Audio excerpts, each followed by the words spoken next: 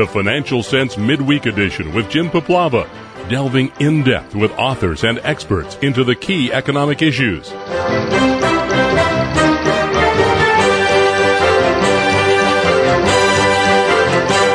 Joining us next on the program is author and investor Jim Rogers. His latest book, A Gift to My Children, A Father's Lessons for Life and Investing. Jim, you've often commented that you're probably the world's worst timer, but you've made some very astute calls over your investment career, one of them being your commodity call at the end of the 90s. How much of your travels around the world played into that call? Because nobody saw commodities as a new bull market back in 1998. Well, I'm sure that my travels had something to do with it, just because I could see what was going on in the world, especially in Asia. But everything had something to do with it. I could also see that, nobody built any offshore drilling rigs for 15 or 20 years.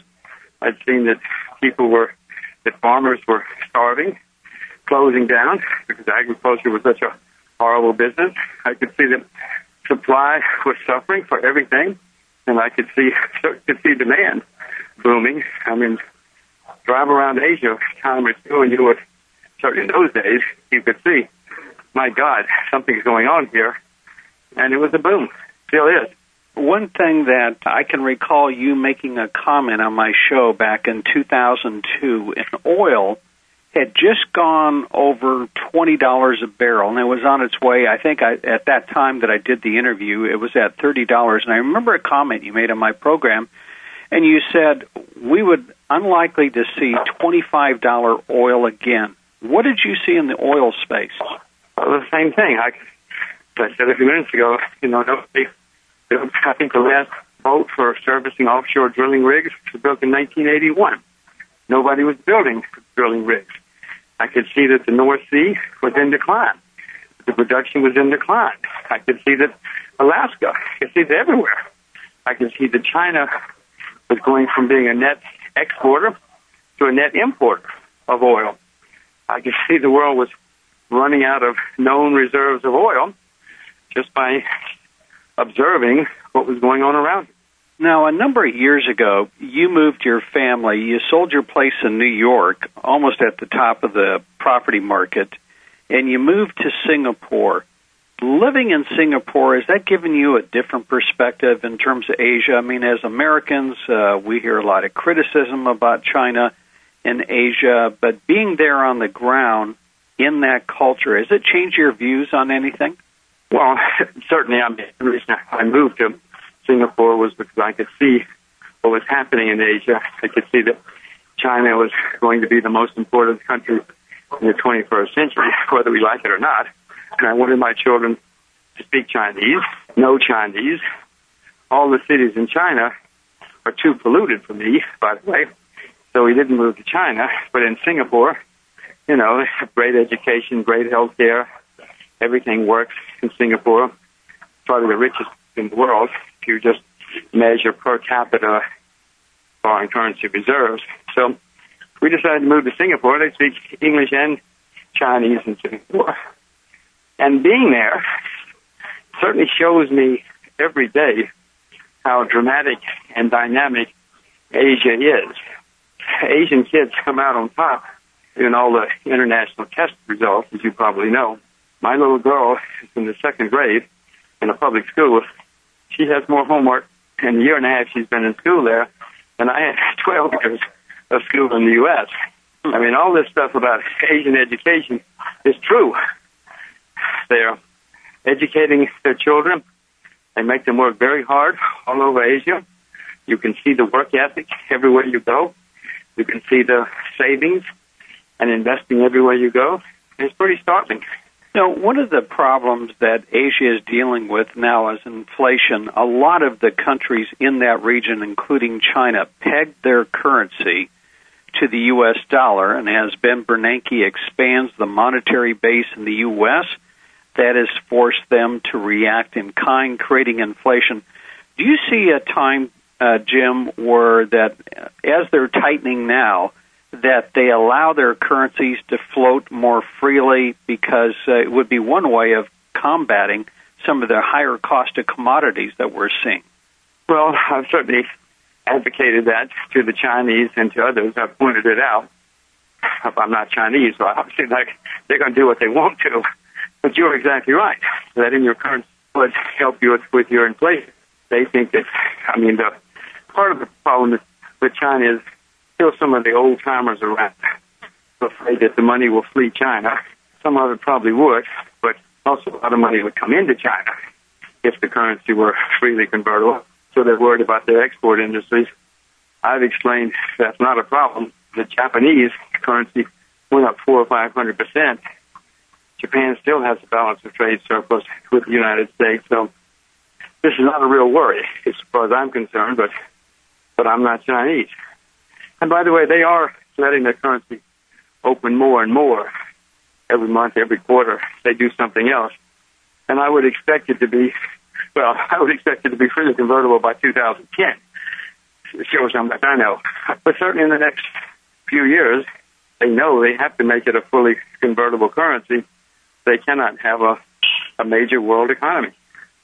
Now, you've recently said that you're still currently long commodities and currencies. Can you tell us a little bit about that? And you've been long the dollar.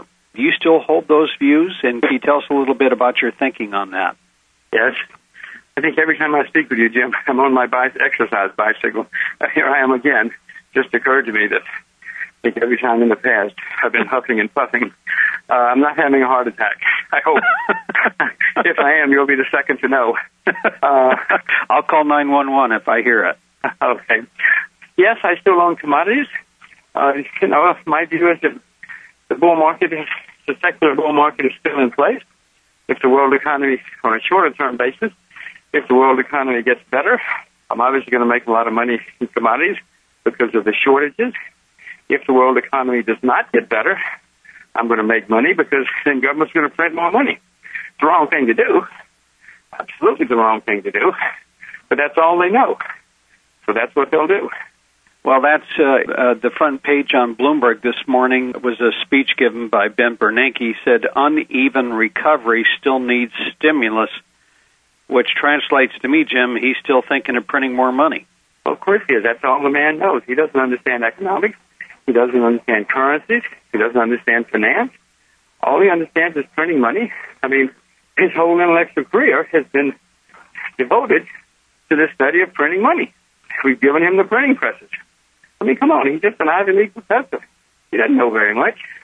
And unfortunately, we're all going to have to pay the price. So I own commodities. I also own currencies because, there are huge imbalances in the world. The U.S. is the largest debtor nation in the history of the world. You know who all the other debtors are.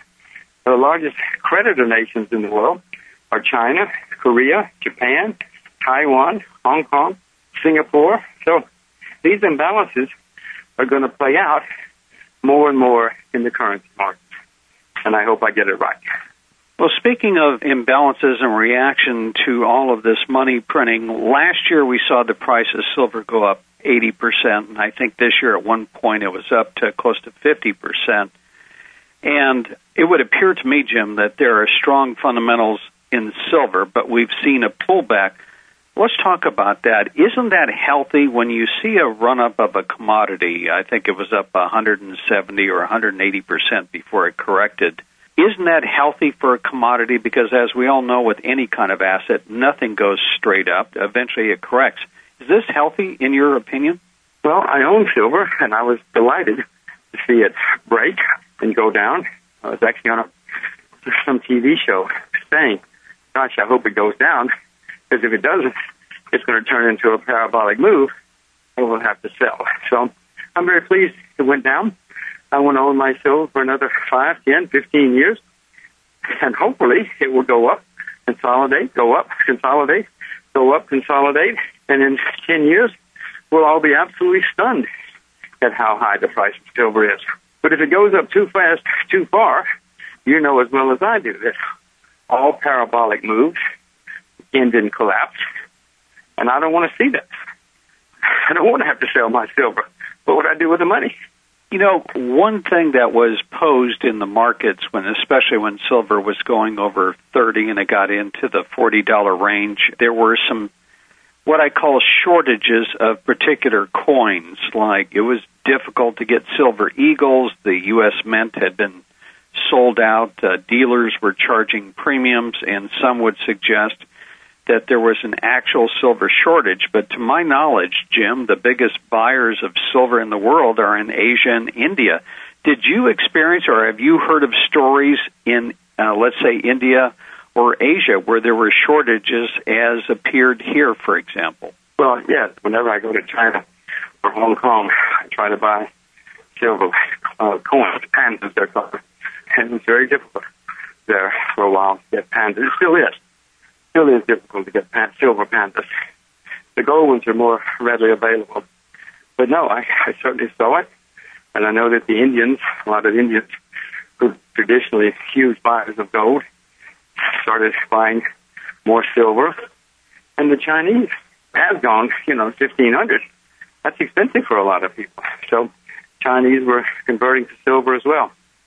Something that I've seen in this country, my parents were born in Europe, and I'm a first-generation American. I would have never thought, Jim, looking at this country over the last couple of years, we used to criticize Europe for its social policies, but it seems like now we have socialization for the rich, hence the bailout of the banks. We have socialization for government workers and the poor. Has that surprised you that you would have to go all the way to Asia to find capitalism? And is it hard to believe and see the almost 180-degree turn the U.S. has taken over the last decade or so? Well, it's certainly easy to see. I mean, if you go back to 1970 or 1960, 1980, you can see that under all of our administrations, we've become more and more centralized, if you will. I mean, Ronald Reagan in 1980 ran on a platform that we've got to do something about the deficit and the government. Under Reagan, the debt doubled. This was the man who was supposed to save the world from that sort of thing. And yet, even under him, debt doubled. So this process has been going on for decades. It goes faster at some times and slower at other times. But no, it doesn't surprise me. It's going to end that way. Jim, we're going to become more and more government-centered, more and more statist. It's not a good sign. China calls themselves communist, but I promise you, they're among the best capitalists in the world right now, if not the best capitalists in the world. And we, of course, the U.S., have become more and more socialist and more statist and more government-oriented. How long do you think we can continue? I've heard figures this year, depending on who you read, that this year's budget deficit is going to be anywhere from 1.6 to 1.7 trillion. I was looking at some statistics. In the last decade, Jim, our total credit market debt went from 28 trillion to 52 trillion. At the same time, our GDP only increased by 4 trillion. So it looks like it's taking $6 of debt to create $1 GDP. How long can we continue to do this? I mean, we're the world's reserve currency, but at some point, when do the bond vigilantes show up? I guess I'm one of them. I've stopped by. I'm waiting to short bonds. You're exactly right. I would have thought that by now people would say, this is insane. But then whoever would have thought that the central bank would step in and buy bonds? That's insane. Under the America that we know, or have known for decades. No, America is totally out of control. There's no way we can ever pay off our debt, ever. Just do the numbers, and you'll see that America cannot and will not pay its debt. Presumably, someday they will just inflate the currency, inflate the debt away. But that's another form of default. It's happening, Jim. It's happening. There's inflation in the land. Government lies about it, but it's here. I guess you know it. I certainly know it, and it's not good for America, not good for Americans, not good for the world. I suppose you see more of this inflation than many people because I know you do a lot of traveling because Mr. Bernanke gave a speech once and he was confronted on the inflation matter of the dollar, and he says, well, most Americans buy their goods in dollars, so he was dismissing the dollar depreciation argument, but as I take a look at our monthly trade statistics, just about anything I buy in the store here says made in China or made elsewhere. So in the long run, isn't the dollar dead like Keynes said? Well, I happen to own the dollar at the moment, but I'm extremely pessimistic about the U.S. dollar. I am convinced the U.S. dollar is going the way that the pound sterling went. The pound sterling used to be the world's reserve currency, the medium of exchange. That changed. Everybody moved to the dollar. And unfortunately, the same thing is happening now. People are moving away from the dollar to other currencies. And, Jim, I don't see any hope for the dollar. As hard as I try to find something which will save us, it's very, very difficult to find something. You know, most countries that get themselves into this kind of situation don't really get out of it until there's a crisis or a semi-crisis. Well, unfortunately, we're headed towards a crisis or a semi-crisis. I'm not particularly happy about it, but I have to deal with facts, or I'll go down the tubes with everybody else. Now, I want to come back to China for a moment, because you said if there's anything that could stop China in the future, it would be China's water problem. We know that a lot of the water supply in various parts of China have been polluted. Talk about that for a minute. How serious is that problem, and what are the Chinese doing to rectify it? The water problem is not just polluted water, which they're working on, but also the fact that there's not enough water. You know, as your economy grows, people use a lot more water. They take baths, if nothing else, more often. So China's got a very serious water problem. By the way, India, northern China has a water problem. Northern India has a worse water problem, I should point out. Well, you live in the Southwest. We have a water problem in the southwestern part of the U.S. that we have to do something about. China is spending huge amounts of money to try to figure out to get more water or clean the water. You know, there's a lot of water in Siberia, for instance. You and I are not the only ones who know that China has a big water problem. As the economy continues to grow, they're going to have to find more water. Full stop, period. I want to change topics, if I can, for a moment. One thing that we have seen are not only these big budget deficit numbers, but there is now a fight going on in Washington between both parties. A while back, they patted themselves on the back for, I guess, taking 3 weeks to cut $36 billion, and during the 3 weeks they took to argue over that cut, the deficit increased by $70 billion. And one of the problems that you've written about, others have talked about, is the influence of lobbyists in Washington, where basically these, I don't know, what is there, 40 or 50,000 of these guys in Washington, where they get to see all the senators and congressmen and the president in one location. And we went from, I don't know whatever happened to simplicity, but the bills that have come out of Congress over the last couple of years are 2,000 pages long. I couldn't read a book that long. I can't imagine any congressman would, but it would appear that many of these laws now are being written purely by lobbyists. So you've started something that is a movement, and it's called Promoting Government at Home. Tell us a bit about this. What's the purpose, and what are your goals for this movement? Well, you make a very good point about the lobbyists. There are tens of thousands of them. Whenever there's a vote, the lobbyists are all standing outside watching the congressman go in, reminding them how they're supposed to vote. You know, the literature is full of cases where laws get changed because the lobbyists need them changed, etc. Well, in 1789, when they set up the U.S. government, you pretty much had to gather everybody in one place. Didn't have phones, didn't have email, didn't have much of anything. Just mail, and it was slow, not reliable. So we set up a government, as did every other country in the world, so we need the capital. You and I, if we were setting up something like that, we would use video conferencing, email, telephone. There's no reason for 535 people all together in one town to do anything. We could all stay home. And if, in my view, if every congressman had to stay in his own district and vote from his own district, the world would be a lot different.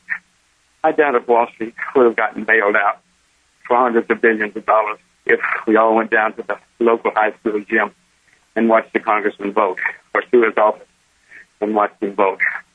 If the congressmen have to drive on the highways, local highways, send their kids to the local schools, buy their groceries in their local grocery stores, we would see them every day. They would know what's going on. But now we live in this rarefied atmosphere of Washington, D.C. They have very little clue about what's happening out in our world. So my view would be make them stay home. Everything we need to do now can be done from anywhere in the world. You don't have to go to Washington.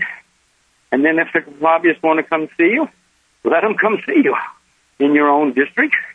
And then the lobbyists would have to go to 535 different locales in order to press their case. But at the same time, the local citizens would be right there talking to the congressman too.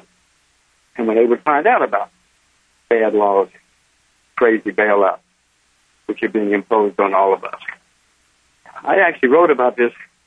I wrote a book called Investment Banker back in the early 90s. And I could see then that the technology existed. But now, of course, the technology exists in spades. You can do anything now. And you don't have to worry about it being encrypted. Plenty of ways for it to be secure and safe.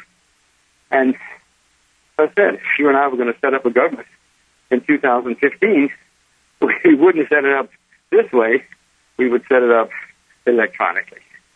So one of the problems, and one always gets the feeling when you hear politicians make talks about them, my favorite is when you see government officials or Wall Street tell us that there's no inflation. You almost get the feeling, Jim, that these guys live in Washington, somebody else does their grocery shopping and fills their tanks with gasoline.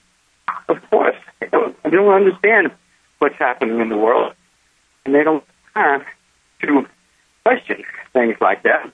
They spend too much time to dinner with the lobbyists. They're going on special trips abroad with the lobbyists. No. You and I know this is inflation. Everybody listening to this knows inflation. But congressmen and Washington, D.C. either are unaware of it or they're just lying about it. In my view, the government is lying about it. They know there's inflation.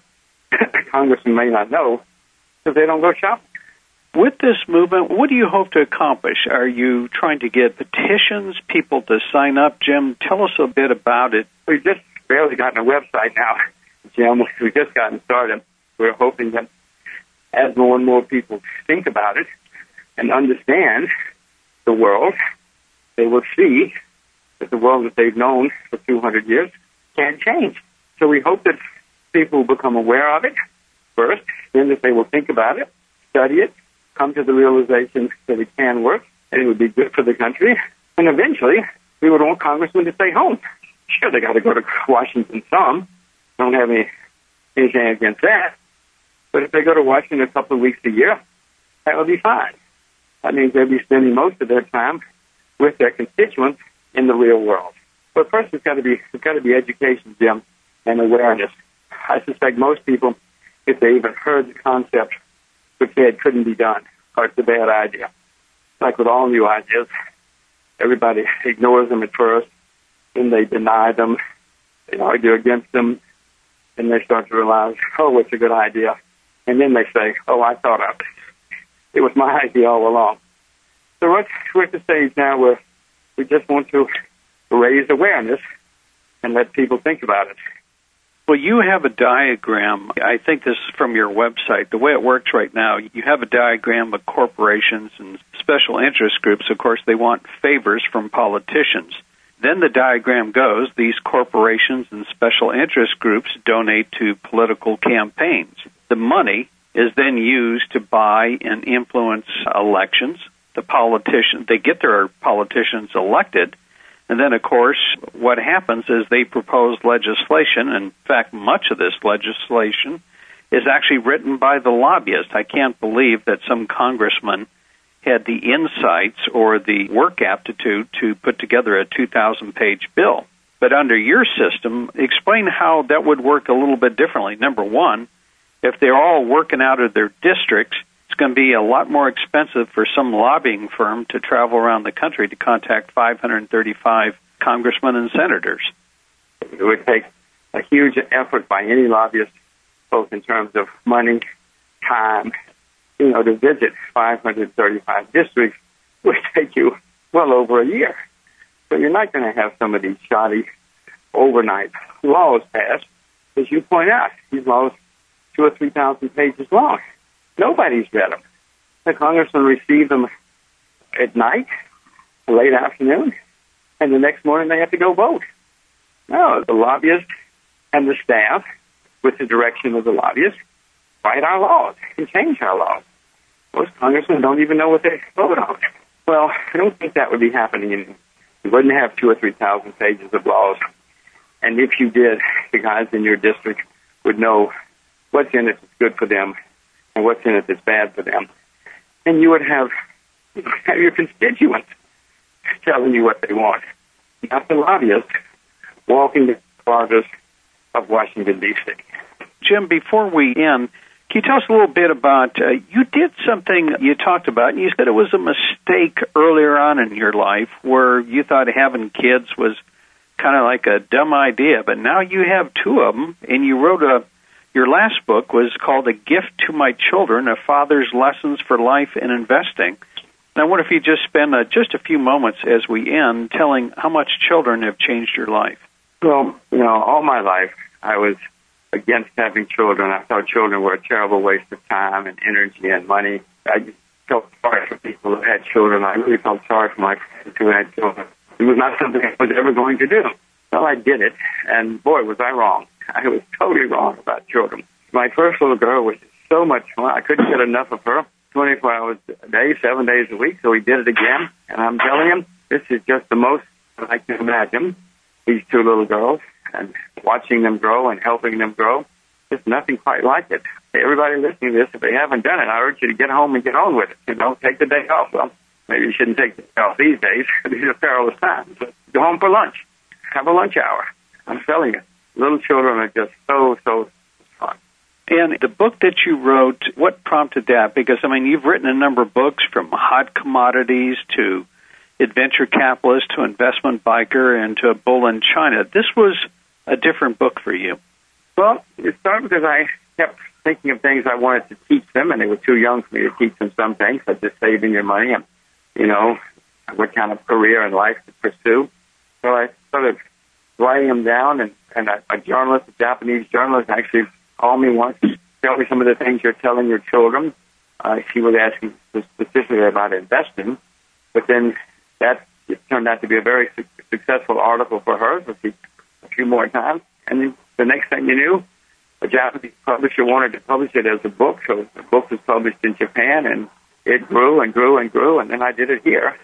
Put together, many of us had plenty of failures in my life and a few successes, so I wanted them to learn from the things that I've done right and the things that I've done wrong. Hopefully they'll evolve and understand them as they get older, and it will help guide them. I hope I can tell them and teach them things myself, but some of this is all now written in a book, and they can pick it up and look at it anytime they want to. You have had a long, successful career in investing, and recently you've been urged to write an autobiography. Would you ever consider doing that and sharing maybe not only your successes that you have had, but also the things that didn't go right and what you learned from them? I think that would be a great addition to the investment world.